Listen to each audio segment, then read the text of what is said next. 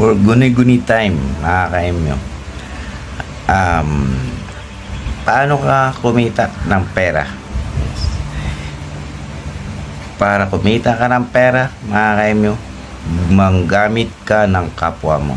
Yan. Gamitin mo ang kapwa mo para kumita ka ng pera. Yes. Huwag ka maniwala doon sa sinasabi nila, magsikap ka, huwag kang gumamit ng ibang tao para kumita ka. Mali yun, mga kaemyo. Kasi ganito, magpatayo ka ng barbershop. Kung walang ibang tao na pumasok at magpapagupit sa'yo, paano kumita yung barbershop mo? Diba? Diba? Wala. Kaya doon pumasok ang ibang tao para ka kumita. Diba?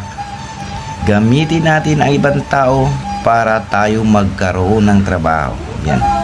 Ikaw, sabihin ko sa'yo, paano ka kikita? Kung mismo sarili mo ang gagamitin mo. Diba? Okay nga. Gagamitin mo sarili mo para magtrabaho ka. Magtrabaho ka sa gubat, sa bundok, sa kalsada, kahit saan. Kung wala kang ibang taong gagamitin. Aber, paano ka magkakapera doon? Kaya kailangan natin manggamit ng ibang tao. Kung ano yung trabaho na mayroon siya, mga construction man yan, opisina man yan, pumasok doon na ginagamit natin ang ibang tao para tayo kumita. Paano ka kumita kung sarili mo lang ang aasahan mo? Kailangan natin ng kapwa. Kaya gamitin natin ang kapwa para tayo kumita. Yun ang guni-guni ni Kaemyo. Thank you for watching.